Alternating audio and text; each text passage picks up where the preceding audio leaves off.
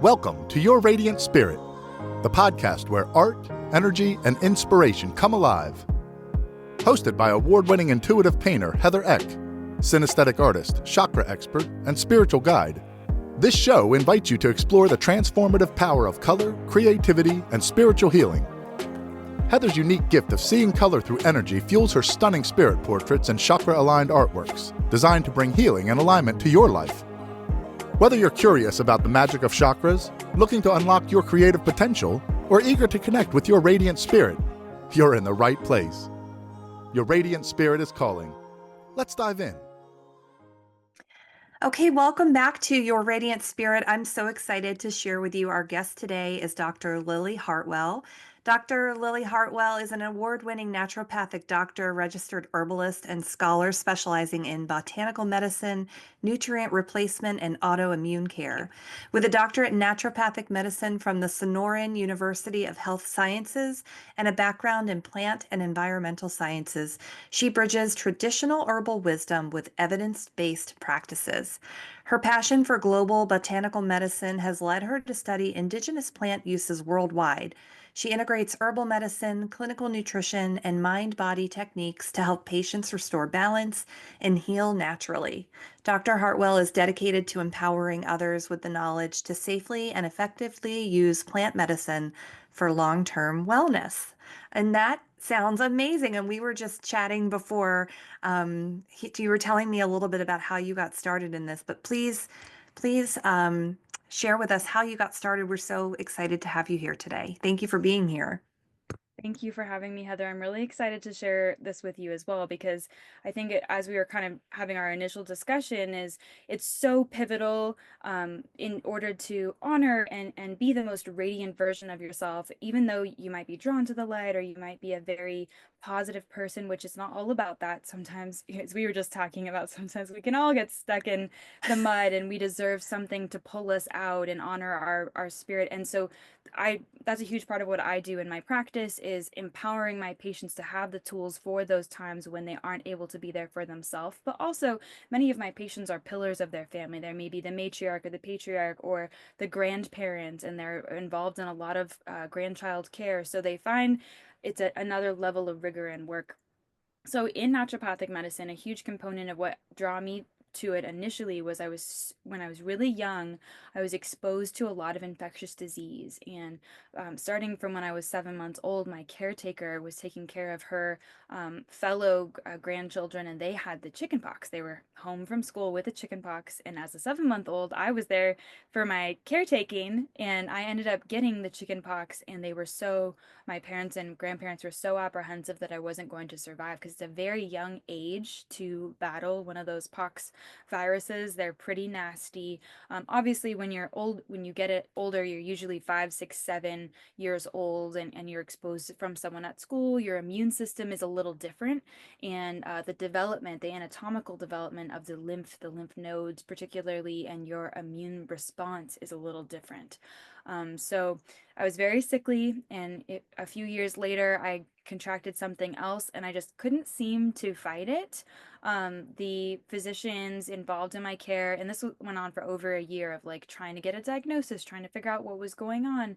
But I had some kind of infectious disease that my immune system wasn't fighting, and lymph was getting stuck in my lymph nodes. And for your listeners who are tuning in auditorily, I'm motioning to a lymph node chain along the side of my neck. So it is pretty pivotal, and there was a lot of swelling, and I now have some fibrotic chains there because of that initial inability to move that lymph through. But the body moves the immune cells and the immune response through the lymph. This is something that, is still a burgeoning science, honestly, but this was more than 30 years ago that this was all happening. And so what the physicians wanted to do was surgically excise or surgically remove those lymph nodes. And it was kind of a concern because it's a significant chunk of lymph nodes off one side of your body. And all of this circulation alongside these lymph nodes, you have veins, you have arteries, you have nerves. So excising a component, especially in such an area, like probably if you've seen, a horror film or something, and those Hmm. like a slasher movie, there's the carotids right there, and sometimes someone bleeds out. So that's right around the area that we're talking about, excising those lymph nodes. And so my parents, my a little bit of context, my grandmother um, grew up in Mexico. My mom grew up in a small town in Mexico. So, and my great grandmother had an ability to heal with herbs. So there was a lot of concern from both sides of the family about this removal. And so my dad was really close. His best friend at the time was a tribal, worked with a tribal medicine man. He was Tohono O'odham, which is a Native American tribe in the area where I'm based in Arizona. And so they pulled a lot of strings, but they ended up taking me to the medicine man, the shaman of that tribe, and one of the tribal elders, and he was able to utilize herbs to heal those lymph nodes. I said they're still fibrotic, so they moved the lymph through and the swelling went significantly down, but it was swollen to like the size of a golf ball for over a year. And I still have a lot of scars and variation around the ear in particular from all of that swelling. But it was really incredible what all he was able to do. And it happened in a really short amount of time, a couple of weeks, compared to being sick for over a year. So all of those experiences kind of start to mold you. You start to become Hmm. very interested in like, okay, so there was option A and there were no other options. But then from a totally other area, we find options B, C, and D. And I still have those lymph nodes. I didn't end up getting them excised. But when you have these infectious disease, this is a component of sometimes developing autoimmune disease. When you have these infectious disease issues, and your body's trying to fight things off and you're so young, you sometimes form an unnatural response to infectious disease in the future. So I did end up developing several autoimmune conditions. It makes Oh, me wow. really easily able to support my autoimmune warriors because I'm also one. Um, but that was a little bit about my journey is, what other alternatives are there? And so originally I was really interested in botanical medicine. That was my huge focus. I went to the University of Arizona and got my bachelor's of science in plant sciences. I focused really heavily on medicinal ethnobotany, so how are plants used in not only a tribal capacity, but let's say 100 years ago, because antibiotics are very young and they clearly didn't work for me. 100 years ago, what were we doing? What was more common? And so I Hmm. started focusing on that. And I came to realize I love botanical medicine and herbalism. And I got to learn from a lot of herbalists. I got to learn more from my grandmother and my mom, what she could remember from my great grandmother's use, and what we call a lot of kitchen medicine, our Uh-huh. spices and our food, and how all that plays a role. And I'm just such a curious person that I was like, this is not enough for me. One modality is not enough for me. And eventually I got exposed to naturopathic medicine and decided to become, in addition, I'm now an herbalist, but in addition to being an herbalist, I'm also a naturopathic physician.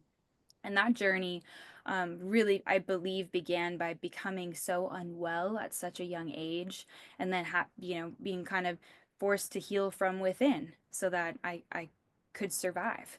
And then after survival, how do you thrive? How do you prosper? How do you go on to support others who have faced something similar in the healthcare community? Because my story is really not that unique. When you start polling people, it's very common.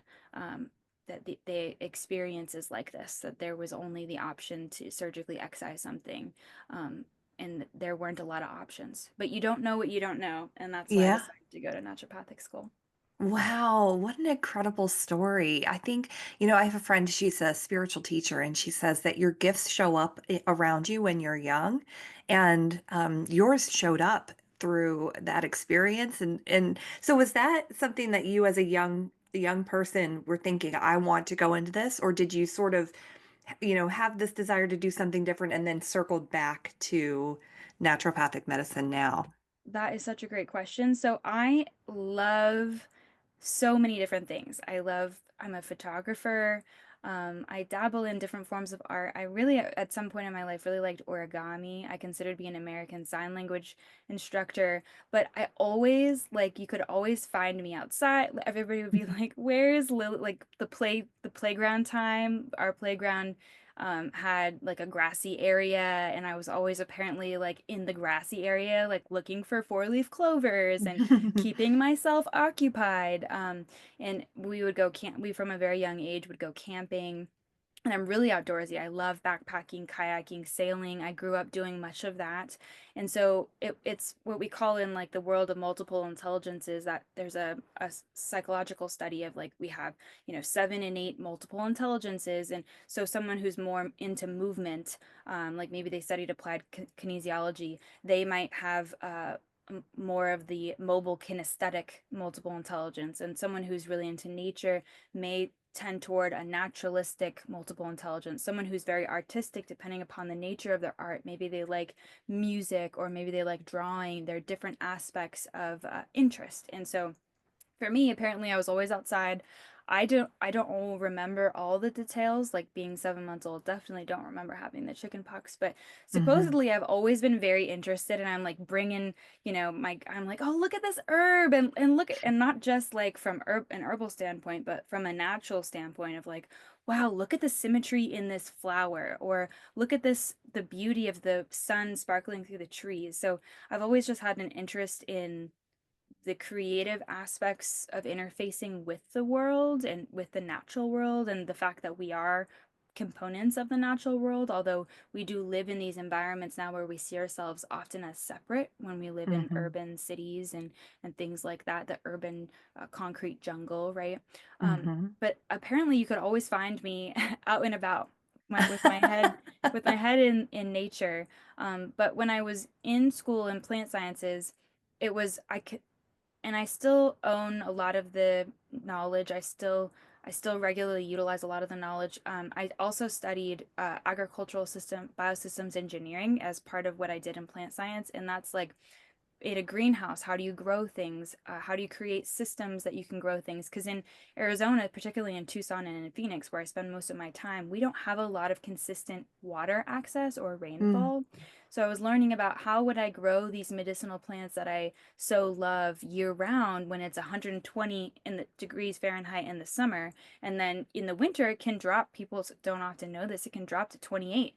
Our pipes freeze. Sometimes it snows. So if I'm a plant living in this environment, how do I prosper? So I spent a lot of time learning about greenhouses and grow systems, hydroponics, sustainability. I was also an environmental science minor, so I wanted to figure out how could we have systems where we can produce food like aquaculture or aquaponics. I don't know if you're familiar, Heather, with Yeah. growing fish in environments, and then you could have water in that environment or create fertilizer from the fish. Often it's tilapia in the model, and then create like a full circle system. So anyway, I don't know if I was Wow. always interested, but I like all the things, and so I have a lot of background in that as well.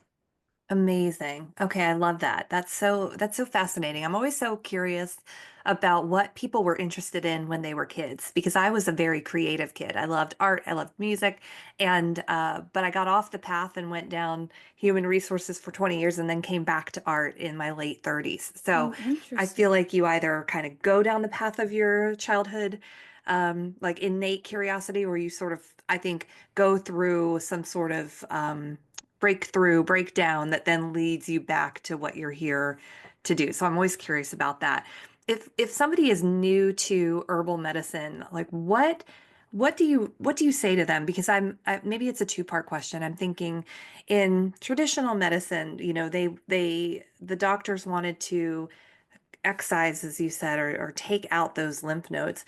But herbal medicine and that feels really hard and really tough. And I don't want to use the word violent, but you're cutting the skin, you're cutting into the body versus herbal medicine that feels very gentle but it's very powerful. So I don't want to dismiss the power in that. So how do you explain the power and the benefit of herbal medicine and how you use it to help people heal in this day? Well, that it's truly a great question because people often think, oh, it's a plant, it's more gentle, it's more safe.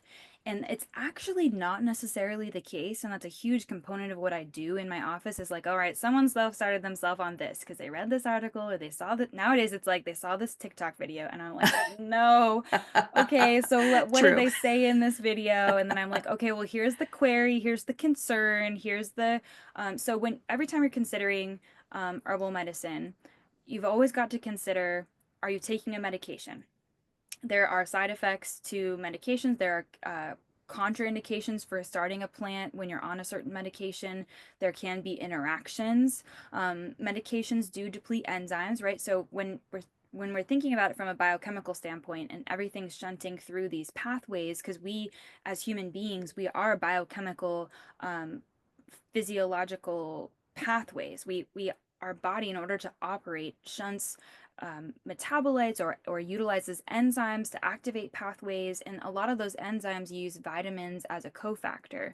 And so if you're on a medication, um, let's think a common medication people are on, and often for too long, is omeprazole or a proton pump inhibitor for reflux, for esophageal reflux. So very common. Many people will call it heartburn. They may be put on this PPI, and they don't always know what it's called. And then I go investigate, and I'm like, oh, this is a 6-week therapy. You've been on this for 10 years. Okay, so this depletes B vitamins, and it does that. It doesn't necessarily, it's not the main action, obviously. It's to inhibit the proton pump. But as you're going through these biochemical processes, your body needs enzymes and vitamins to go through the pathway. They act as gatekeepers, they act as activators. And this is for everything, like fat metabolism, to gain energy from food that you're consuming, to Hmm. even have a normal sleep wake cycle, your normal circadian rhythm cycle, to process and digest food appropriately.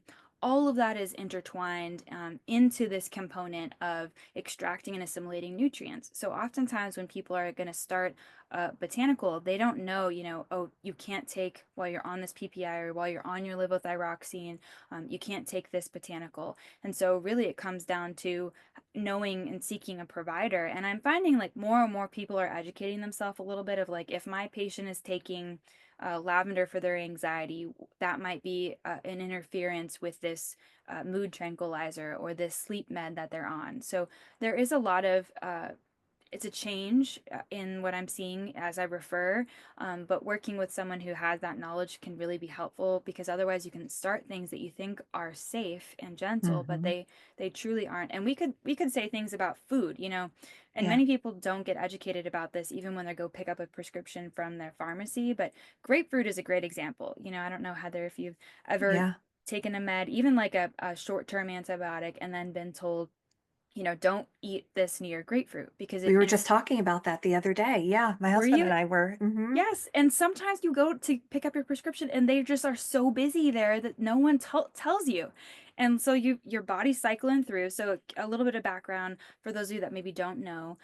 Grapefruit is a classic interaction with, it has something, I want to say it's furanocoumarins, like that's the active constituent. But you process things typically in your liver or your kidneys or your small intestines. Those are our huge components of organs of elimination, our bowel in the small intestine.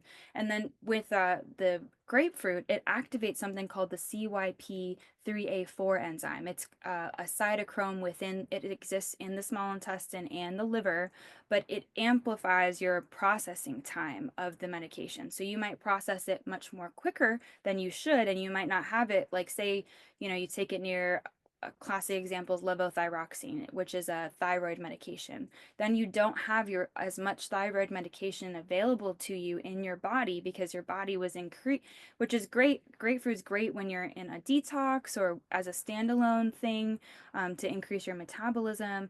But when you're taking a medication or even an herb, many herbs, the same issue, you break it down quicker or you don't metabolize things because that cytochrome isn't working as it should. So Hmm. you can have too much in the bloodstream and it can become unsafe. And so, that's a subtle thing. This is springtime. This is a great season. Many people have grapefruit coming out on their trees.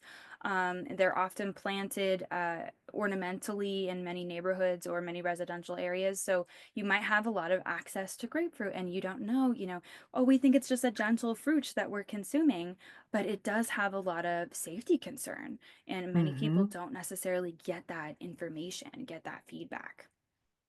Incredible. I was just working with a functional health doctor myself, and we were talking about how your body is a chemistry set, and if something is off in your system, it throws everything off. And one of the things we were talking about, not to be TMI, but is my blood pressure.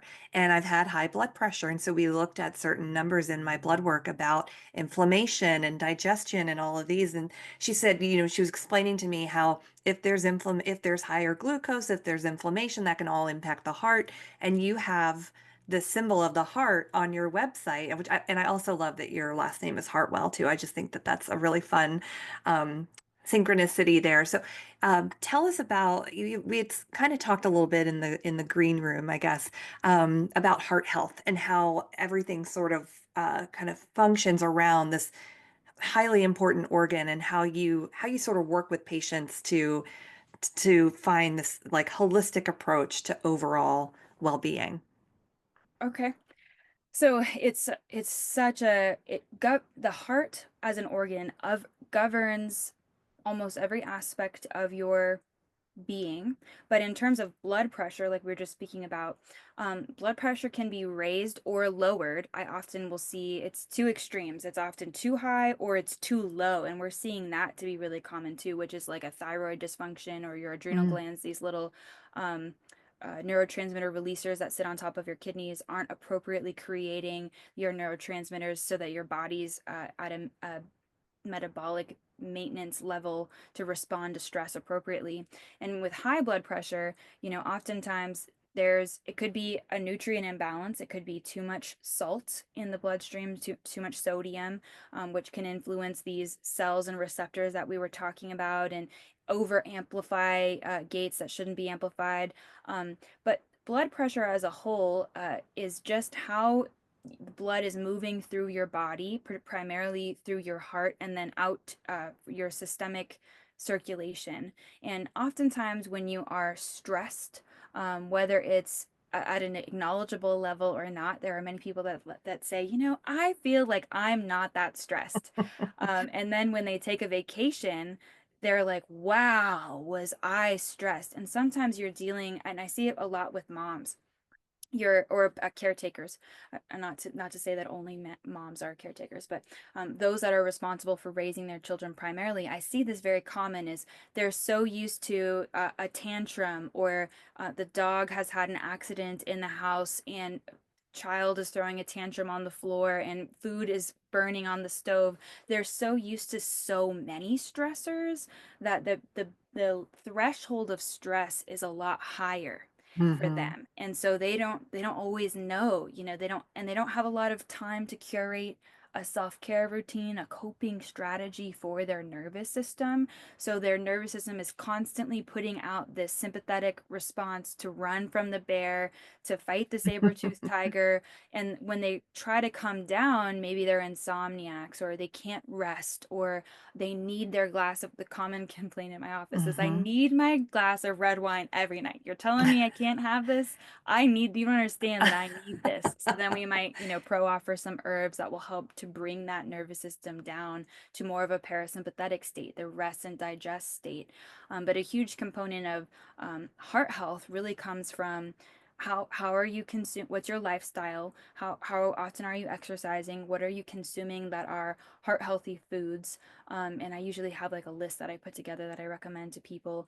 But we can really accidentally raise and lower blood pressure by taking too much of an herb or eating too much of a food, maybe that's sodium heavy, which can ultimately impact your blood pressure.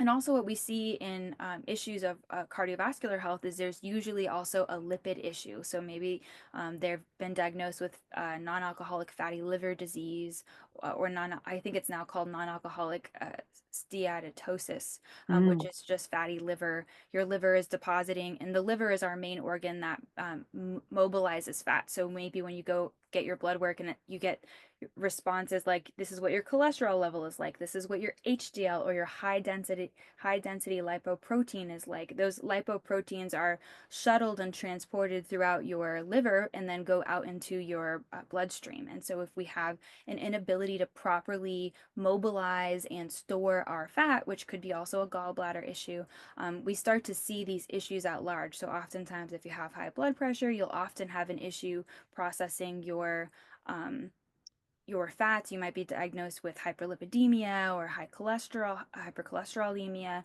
and then need to make diet and lifestyle changes to mitigate that as well. We see that yeah. a lot more commonly in like a high salt diet and a high fat diet. Maybe it's heavy on animal protein and not a lot of whole foods in other places. Or maybe it's the this type of food that's being consumed. Like I have a few patients who they can tell if something's not organic. I don't recommend everything be organic, because oftentimes not cost effective or approachable for the patient. But someone was just sharing with me that they notice when they consume fruit. Like for example, he was talking to me about grapefruit. Um, he would notice when he consumed organic versus non-organic grapefruit that he had a headache with the non-organic, and the only discernible difference was that, that it was sprayed with something. Wow. um, so it's interesting because we wouldn't consume the rind. We shouldn't expect that. The rind's supposed to protect, but I find some people are more sensitive to Yeah. some things than others. Whether it's food, whether it's botanical medicine, whether it's a medication. Many of my patients actually seek naturopathic care and botanical medicine because they had an overreaction or a hypersensitivity response, or they were the 1 in 1,000 that had the medication response that they shouldn't have. Um, Mm-hmm. so that's all a consideration as you're working on your heart health and your liver, ultimately your liver health, is like Yeah. your lifestyle, your exercise, the food that you get to choose, how much time you have for that, right? Like you spend a lot of time discussing being your most radiant, energetic self. Mm-hmm. Well, how do you have the time for that when you have a million other things to do and a million other things to take care of, and you're constantly being inundated by notifications? We're walking around with these little mini computers all the time. How do you remind yourself to hydrate and eat whole food when Mm-hmm. you're accessible at all times in a way that, 100 years ago we simply weren't? Right. And that's taxing on the nervous system. That shifts you into sympathetic, and it's exhausting. It can really deplete the soul and the Yeah. adrenal glands and the organs. Yeah, absolutely. Absolutely. Yeah, I was just talking to somebody the other day about self-care and self-love, and we were talking about the mental load that moms carry or caretakers carry, where you are just responsible for, like you talked about, the dog and the kids and the dinner and the backpack and the homework and your own job and all of those things. How do you take a minute for yourself and just go, I just need 5 seconds to breathe. It's so important. And taking care of our health is so important. And I think a lot of us, I know me especially too, we don't really think about our health until something goes wrong. And then you go, oh no, now I've got to unwind years of bad behavior, Mm-hmm. Mm-hmm. of not taking care of myself. So if somebody wants to start integrating this type of healing into their life, what do you recommend is the first approach? How do you work with people to get them started? So on a foundational level, I always like to say, take a look at the building blocks. How much water are you drinking? Like, for those of you that are not able to see us, Heather's been very consistent with hydration, which is incredible. And it's really common. Like, we living in the Sonoran Desert, many people are chronically dehydrated. So they want to, take this supplement or do this, or, they've gotten a targeted ad for this on social, and I'm like, we don't even need that yet. Did you sleep last night? Did you drink your water? What are you putting not only into your mouth but into your mind? I have a Hmm. patient who chronically, she'll watch, like, before bed, 4 hours of these shows of like murder mystery, real life, not even fake, like real life murder mystery. And then she's like, her husband's like, she screamed in the night. And I was like, do we really have to go Can't far to imagine why. wonder? I think it's pretty clear. And sometimes people just don't realize that, right? Like, because you're shifting your nervous system, as we just were discussing, into a sympathetic fight or flight mode, or a freeze mode for some people, where you're just unable to do anything. You have an inability of paralysis. So I often will start with that. What is our sleep hygiene like? Are you getting enough sleep? What is your water intake like? What are you putting into your mouth? So take a look at your diet. What are your meals looking like? A lot of my my busy caretaker patients, they're not even getting 3 consistent meals. They're eating on the go, and it's often something really convenient. And like, we all do this. I'm very busy myself, so I have to consciously curate food that's healthy for me. So because I can't exactly eat a donut every day, right? That's just not going to be accessible. Being Hispanic, I have a predisposition for diabetes, and it's very concerning for me. I spend a lot of time being mindful with myself. What am I drawn to? Because when Uh-huh. you're burned out and you're in that chronic stress state, your body wants salty things and your body wants sugary things, and it's all about releasing the appropriate things from your adrenal glands to support you in that. But those fast choices, how do we make those fast food choices more accessible, more healthy? How do we curate a meal prep system so that when you go to grab something and you've got to rush to take kiddos to school, that you have something that they can take? And then with the stress piece, I'll have people start involving their kiddos and just being honest, like, hey, mom needs a second. Can we do this together? Can this Mm-hmm. be a teaching moment so that, and I just wrote an article about this, self-care in mothers and caretakers influences what the child develops over time from a mental health standpoint, and what they may go to do later on in their life Mm. because of the building blocks. And so moms are just trying to survive, and everyone else is just like along for the ride. But how can we teach our kiddos to curate these opportunities in the moment? So I'll do something oftentimes that I'll encourage my patients to do is say the words "peace begins with me" and involve their fingers. And if they have young kids, the kiddos love it. And then we're like, oh, well, what does that mean? And it gives a sense of peace, just taking a moment and like, all right, everyone quiet. Can we just be with ourselves for a moment? Can we involve a different part of the brain instead of this go, go, go, go, go moment? Can we just breathe, take some breaths, take a moment with our hands to just, all right, let me come back to center.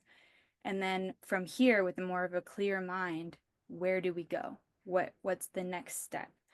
So it really comes down to, how do we make things quick? How do we make things efficient? How do we take care of ourselves throughout time, and make sure that we're eating a whole food diet, which can be very inaccessible sometimes from a cost standpoint.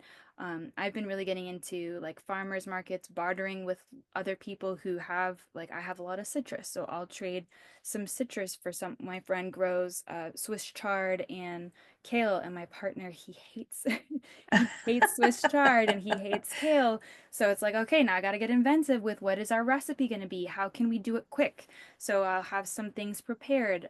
How do we do our brown rice olive oil stir fry? And, how do we make these easier choices? It involves oftentimes both Mm-hmm. members of the household. And then how can we get our kiddos involved? Maybe they're chopping something or mushing something with their Mm-hmm. hands, or it becomes a whole family involvement so that your lifestyle moving forward can be healthier. But it does take a little bit more effort, absolutely. But it's once you get your go-tos of like, all right, everyone in the house knows how to do this, it becomes way easier. You're not learning a new recipe every night. So what you're putting into your mouth, and then the other thing is what you're putting into your brain. So what are we constantly getting exposed to? I mentioned, the slasher film or the murder mystery right before bed. That's just not going to be serving for most people. What's our peace looking like? How are we curating rest, not just sleep, but I don't think we talk enough about rest in our society, of like, Mm-hmm. did you take time for, and it looks different for different people. I love to go hiking. Some people love puzzling. They're puzzlers, or Mm-hmm. they like to play cards, or they like to read a book, trying to move away from a device. So I try to say, like, can we take time away from a television, or take time away from doom scrolling on social? Yeah. Is there, some people like to write poetry or make origami or paint, and it doesn't have anything to do with how good you are at it, right? As creatives, it's just getting the experience to dabble in another part of your mind, activating yourself in a different way and leaning into that, something that brings joy. So those are my Mhm. essentials. Before I say take this and do that, it's kind of studying the foundation, studying the pillars, and then how do we move from there to curate more of that in your life. Oh, I love that. That's so wonderful. And I think I was going to ask you, what is one thing that we can do to amplify our radiant spirits now? But I kind of want to take from your peace begins with me, because that is such a gift, right? To just pause and say that's kind of like a mantra. It's something that you can kind of even breathe with, right? To help you calm down. And I think that's the biggest thing for a lot of us these days, is finding that sense of peace so that we can sort of restore this place in ourselves that wants to shine. And a lot of times we just get so overloaded that we dull our sparkle. So if you have something else to add to that, I'd love it. But I think that's the one thing um, that I picked up on, that I was like, oh, I love that. I want to take that with me into my week. That's Yes, wonderful. take that with you. Also, generally eat the rainbow. So if you feel like your everything on your plate is brown, we're really not getting all the nutrients we need. Like, you can think of the colors of some of the food, obviously not what's been dyed, but the whole food of, like, okay, so how often are we eating purple things? How often are we eating orange things, pink thing, and kind of brings us to your radiant spirit whole theme of color, right? Yeah, Like, are we eating the rainbow? Are we diversifying our diet? So that's another thing I like to consider is, are we doing things in moderation, or are we eating mac and cheese every night of the week? Right? yeah, Leftovers are really convenient, but couldn't we add some things in there to spice it up, even if it's a garnish that becomes edible, like a little fresh rosemary? I've been really getting into my rosemary lately because it has a lot of hmm, cognitive benefits. Um, so I think those are the main things. And I also don't get to hold, it's not my original work, The Peace Begins With Me, but it is something that I did discover at one point a few years ago. And I have just found that in and of itself, if you can incorporate that for 21 days, because research shows more than 21 days makes a habit, that is a game changer, in addition to these things like rest and sleep. That oftentimes we don't even need to do the next thing for a while, because that's what the soul was seeking. Oh, I love that. That's beautiful. That's what the soul was seeking. Oh, that's perfect. I love that. So Dr. Lily, how can people work with you if they want to? Where can we find you? I think we're Dr. Lily Hartwell, with the odd Lily spelling of Lillea, on most everything. And I think our website has almost everything. People will email if they have follow-up questions. We have a frequently asked questions site there. We have like a freebie library with meditations, some recipe books for people who do find that, they can't tolerate dairy, or they can't tolerate gluten for whatever reason, or they're trying to opt for less sugar. So we'll have a few recipe books in there, smoothies. I find that smoothies can make things really accessible, and they can be really approachable for kiddos too. So sometimes that's a limitation if you're a caretaker, is you're making a meal for yourself, but you're also making a meal for littles. So can we make something that they can consume as well? And then we're not making, three different types of breakfast and trying to get out the door into school on time before the bell Yeah. rings. So that can be a really great space to find us, find more information. But I do always encourage, if you are interested in botanical medicine, find someone who's confident in those interactions that I mentioned, because I have a fair number of people who come to me and they've self-started something, and their physician who's prescribing this mood stabilizer or whatever didn't know that there's a reason why they've been so sleepy or sedated, and it's because they started this herb that has an interaction, so you need to take it 2 hours away. So finding someone that has that knowledge can be really helpful. You're welcome to reach out to me. I do work with folks across the state lines, and we have some patients who are across the ocean too. The role is a little different in terms of diagnosis, but um, I'm very clear about that all up front. But I do find that that's a great place to start. It is our website, drlilyhartwell.com. Awesome. Well, I'll make sure to include all of that information in the show notes today. And I just want to thank you so much for being the guest today. I learned so much from you, and I feel like my own personal health journey has started with really trying to get enough sleep, cutting out alcohol, really looking for whole foods, eating the rainbow. And I feel like a lot of what you've said today was just affirmation of that effort to continue to keep pushing my water, to keep getting outside, fresh air, walks, all of that stuff. So thank you so much. I'm so happy to have been able to meet you and to chat with you today. Thanks, Heather. Thank you for having me as a guest. I really appreciate it, and for allowing me to share. It's a ripple effect. Who knows what all we'll be able to accomplish together with this little episode. Who we encourage to go do their New Year, New You, because the months are ticking on by. They really are. They really are. Thank you again. Thank you for joining us on Your Radiant Spirit. If today's episode lit up your creativity or helped you connect with your inner energy, please leave us a review and share your thoughts. Your feedback helps us spread more light to others. To dive deeper, visit www.heathereck.com for courses, workshops, and custom spirit portraits. And for daily inspiration and behind-the-scenes magic, follow Heather on Instagram at @HeatherEckArtist. Your radiant spirit is calling. Take the next step on your journey. See you next time.